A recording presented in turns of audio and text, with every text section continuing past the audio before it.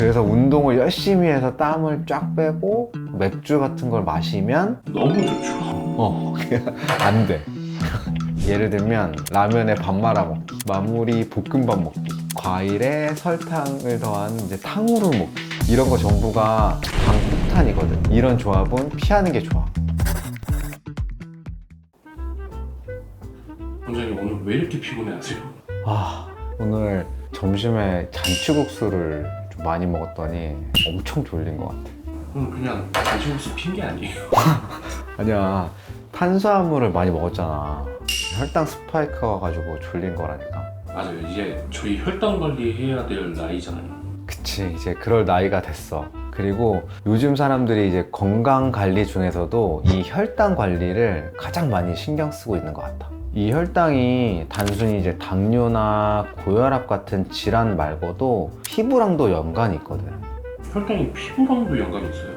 그럼 있지. 그럼 오늘은 이 혈당 관리에 대해서 한번 이야기를 좀 해줄게. 사실 혈당 수치가 올라간다고 해서 모두 문제가 되는 건 아니야. 음식을 먹게 되면 에너지가 이제 우리 몸에 들어오는 거다 보니까 혈액 속에서 당 수치가 올라가는 건 매우 자연스러운 일인 거지.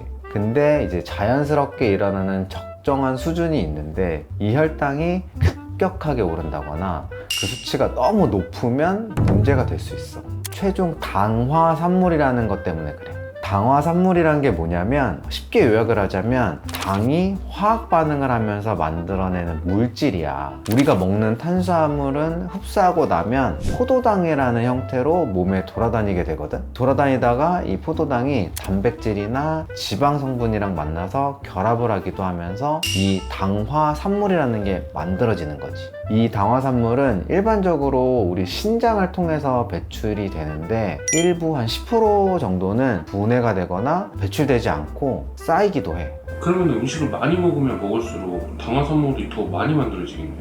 그치. 당이 높은 이제 음료수나 탄수화물 위주의 식사를 하게 되면 혈액에 당이 많아지다 보니까 최종 당화산물도 쉽게 생기게 되는 거야.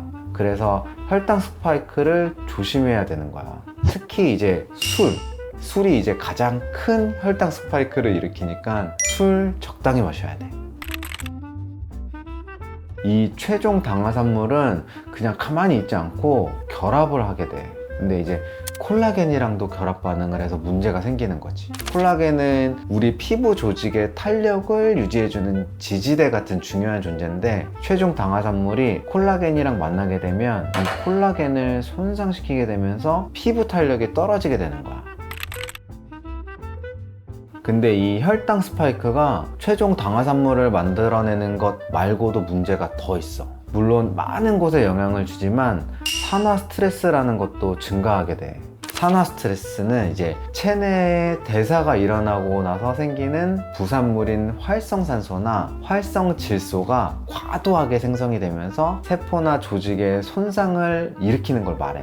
근데 당 섭취가 많아지면 우리 체내 대사 과정도 많이 일어나다 보니까 이 산화 스트레스도 같이 높아지는 거지. 문제는 우리 피부를 유지하는 콜라겐이나 엘라스틴도 결국 세포이기 때문에 활성산소에 의해서 손상을 받을 수가 있어. 요즘은 제로 음식도 많아서 혈당 스파이크 예방하기 좀 좋은 것 같아요. 맞아. 그래서 내가 이제 스윗이라고 제로 아이스크림이 있는데 군것질하고 싶을 때 이제 그걸 먹어. 근데 제로 제품 말고도 혈당 스파이크를 예방하는 방법은 엄청 다양해. 식사를 할 때는 꼭 채소, 단백질, 지방을 골고루 먹어야 돼. 먹을 때 순서도 채소, 다음에 단백질, 다음에 지방, 다음에 탄수화물 순서대로 먹으면 훨씬 좋아. 이런 순서를 지키기 어렵다면 채소를 섞어서라도 먹는 거를 추천해. 이제 두 번째, 탄수화물 더하기 탄수화물 조합은 하지 않기. 예를 들면 라면에 밥 말아 먹기, 마무리 볶음밥 먹기, 과일에 설탕을 더한 이제 탕후루 먹기, 이런 거 전부가 탄수화물에다가 탄수화물 얹은 방폭탄이거든. 이런 조합은 피하는 게 좋아. 그리고 세 번째는 허기진 상태에서 먹는 건 금물이야. 갈증이 난 상태에서 탄수화물 덩어리인 곡주인 막걸리나 맥주 같은 걸 마시게 되면 그냥 마셨을 때보다 혈당이 훨씬 더 급격하게 올라. 그래서 운동을 열심히 해서 땀을 쫙 빼고 맥주 같은 걸 마시면 너무 좋죠. 안 돼. 마지막 네 번째는 적정한 운동으로 근육량을 유지하는 거야. 우리가 섭취하는 포도당의 80%는 근육들이 사용을 하거든. 근데 이 근육량이 줄어들면 당이 사용되는 양도 줄어들면서 혈액 속에 당이 높아져. 그럼 혈당 스파이크가 훨씬 오기 쉽겠지? 혈당 스파이크 이야기 많이 공감되셨나요? 오늘의 혈당 스파이크를 잡지 못하면 내일, 모레, 내년에 노화를 가속할 수 있으니까 우리 모두 알려드린 방법으로 혈당 스파이크를 예방하기를 바라면서 마치도록 하겠습니다. 오늘 하루도 즐거운 하루 보내세요. 안녕.